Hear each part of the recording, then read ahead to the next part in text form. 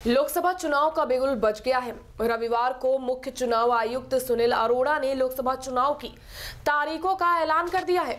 चुनावी शंखनाद होते ही प्रधानमंत्री मोदी ने ट्वीट किया और जनता से आशीर्वाद मांगा। उन्होंने फिर एक बार मोदी सरकार का नारा दिया। इसके साथ ही पीएम मोदी ने चुनाव आयोग, चुनाव कर्मचारियों, सुरक्षा बलों और देशवासियों एवं राजनीतिक दलों को शुभकामनाएं दी हैं।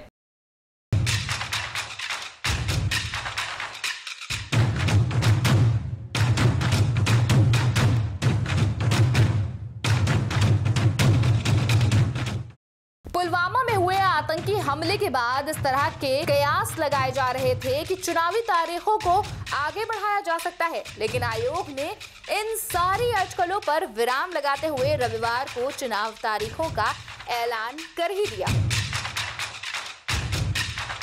इसके बाद प्रधानमंत्री मोदी ने ट्वीट किया। उन्होंने सभी भारतीयों से बढ़ चढ़कर मतदान करने और लोकतंत्र को समृद्ध बनाने की अपील की।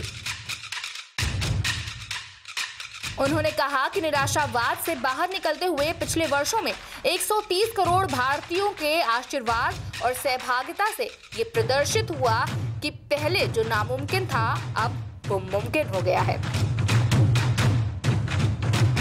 पीएम मोदी ने ट्वीट कर कहा कि लोकतंत्र का त्योहार चुनाव आ गया है। मैं सभी भारतीयों से अपील करता हूं कि लोकसभा चुनाव 2019 में अपनी सक्रिय भागीदारी से इसे समृद्ध बनाएं।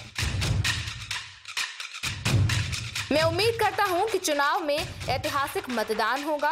मैं खास तौर पर पहली बार वोट करने वाले मतदाताओं से रिकॉर्ड संख्या में मतदान करने का आग्रह करता हूं। उन्होंने पूरे भारत में चुनाव सफलतापूर्वक सुनिश्चित करने के कार्य में जुटे चुनाव आयोग, सभी अधिकारियों और सुरक्षा कर्मियों को शुभकामनाएं भी दी। पीएम मोदी ने कहा कि वर्षों से व्यवस्थित रूप से चुनाव आयोजित करने के लिए भारत को चुनाव आयोग पर गर्व है।